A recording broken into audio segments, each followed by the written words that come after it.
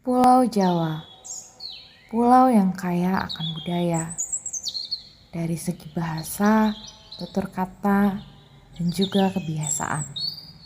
Peninggalan terdahulu pun tak luput dari pandangan. Salah satunya adalah aksara Jawa.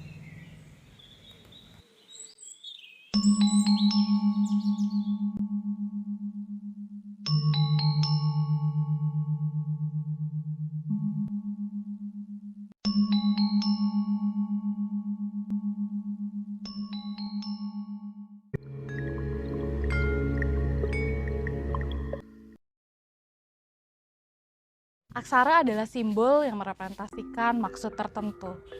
Sebelum adanya aksara Latin, masyarakat Jawa menggunakan aksara Jawa untuk menerjemahkan bahasa Sanskerta, membuat primbon atau ramalan, maupun menuliskan serat.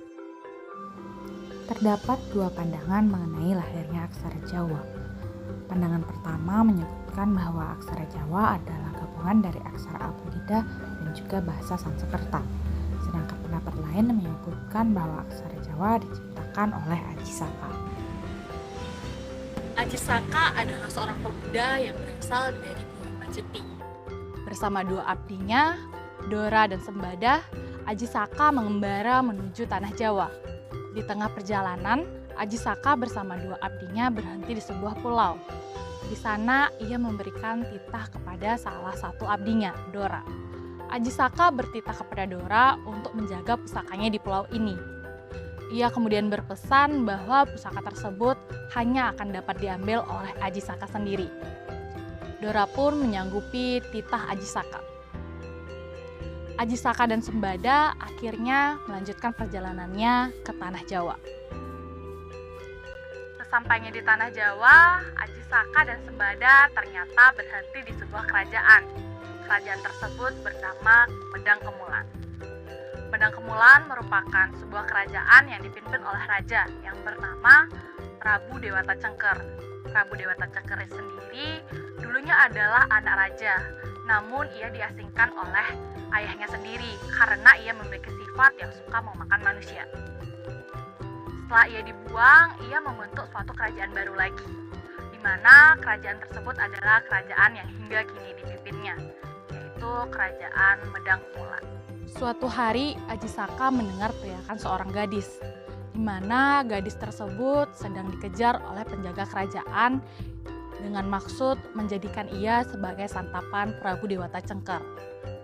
Mendengar hal tersebut, Aji Saka pun menawarkan dirinya untuk menggantikan gadis tersebut. Penjaga pun kemudian membawa Aji Saka ke kerajaan. Sampainya di istana, Aji Saka pun menemui Dewata Cengker. Ia meminta suatu permintaan terakhir, yaitu sepetak tanah seukuran dengan sorbannya. Dewata Cengker pun menyetujuinya. Mereka kemudian mengukur sepetak tanah dengan cara membentangkan sorban Aji Saka, di mana salah satu ujung dipegang oleh Aji Saka, sedangkan ujung lainnya dipegang oleh Prabu Dewata Cengker.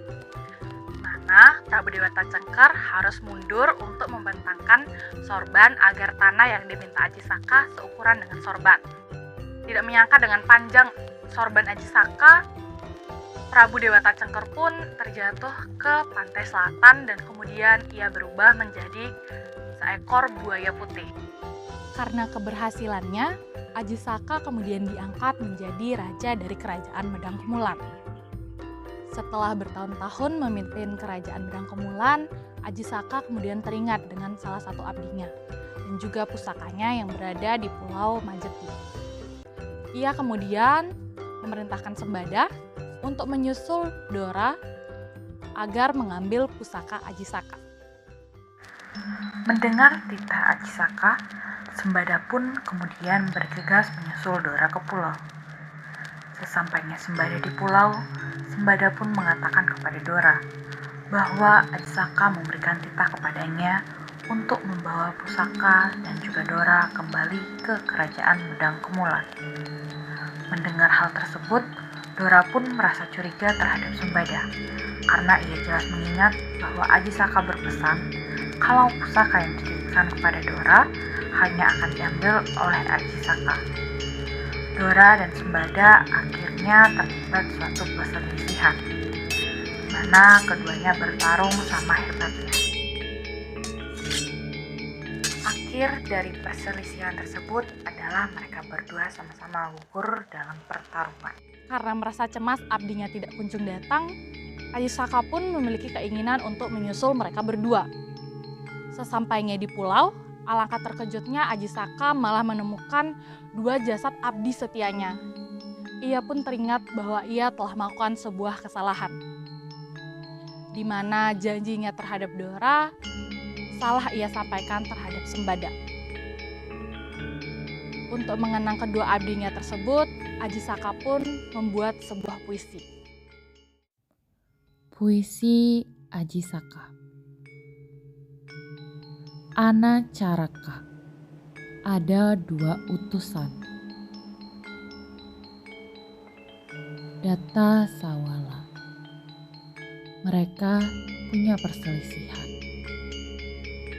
Pada jayanya, keduanya sama jayanya di dalam pertempuran. Naga Batang, maka inilah mayatnya. Puisi dari Aji Saka dipercaya sebagai asal Jawa yang hingga kini dipakai oleh masyarakat Jawa. Hal yang kita dapat ambil dari kisah ini adalah ingatlah janjimu yang telah engkau berikan kepada siapapun.